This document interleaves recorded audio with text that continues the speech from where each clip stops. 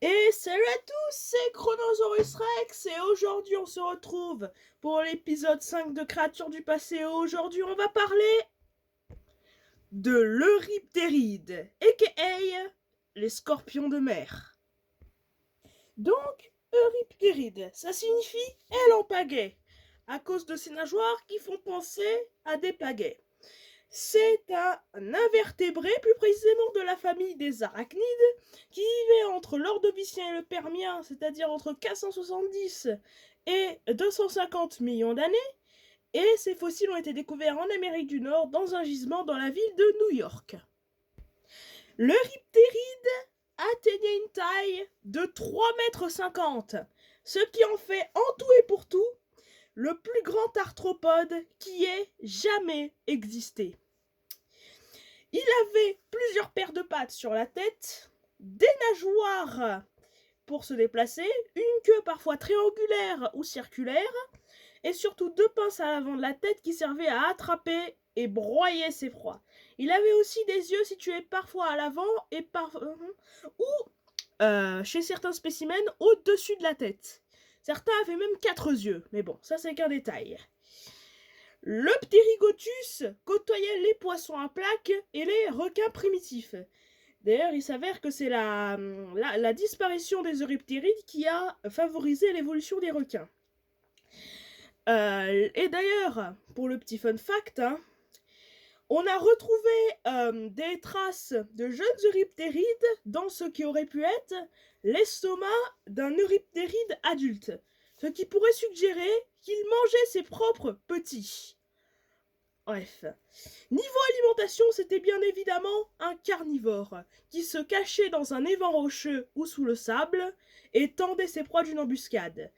Tactique qui est utilisée chez certains poissons modernes comme l'astrocopus ou le poisson-pierre. Quoi dire d'autre ? La plupart des euryptérides, voire tous les euryptérides, sont recouverts d'une carapace, qui n'est plus loin que leur squelette, et qui les protège.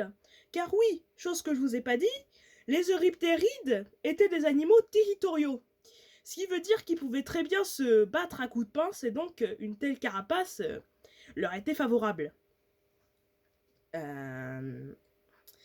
Et d'ailleurs, un autre truc, Euryptéride, c'est pas spécialement un animal, mais plutôt une famille qui regroupe plein d'animaux. Le plus grand, c'est le Pterygotus, qui est représenté sur cette image.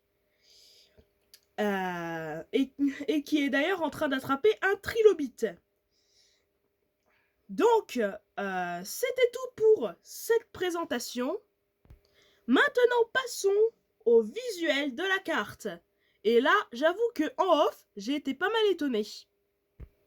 Est-ce que vous me croyez si je vous dis que, depuis le début de cette série, c'est la carte la plus accurate de toutes. Enfin, à mon avis, Mais vraiment, en même temps, ça aurait été difficile de rater une bestiole comme ça, Et d'ailleurs, on les appelle scorpions de mer, mais figurez-vous qu'ils ont moins de parenté avec un scorpion que les humains en ont avec une baleine. Donc, c'est surtout la ressemblance qui fait effet. Si on regarde l'arrière de la carte, la représentation en bas à gauche est quand même assez bien faite. Franchement, là, je vais mettre un très approuvé à cette carte.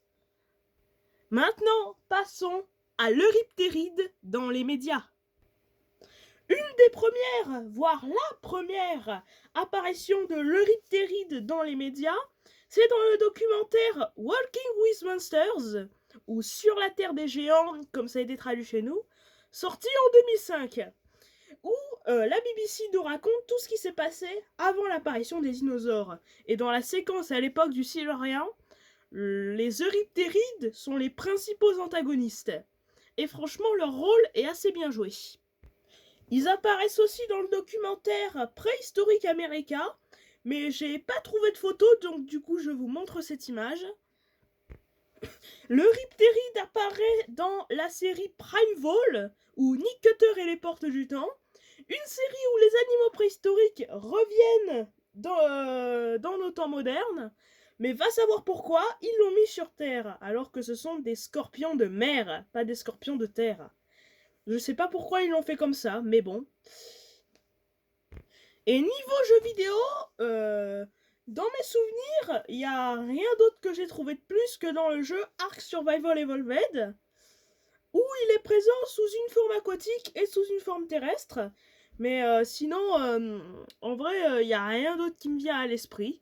Donc, désolé, quoi. C'était tout pour cet épisode. La prochaine fois, on va s'intéresser à un mammifère préhistorique assez intriguant. Je vous dis ciao ciao!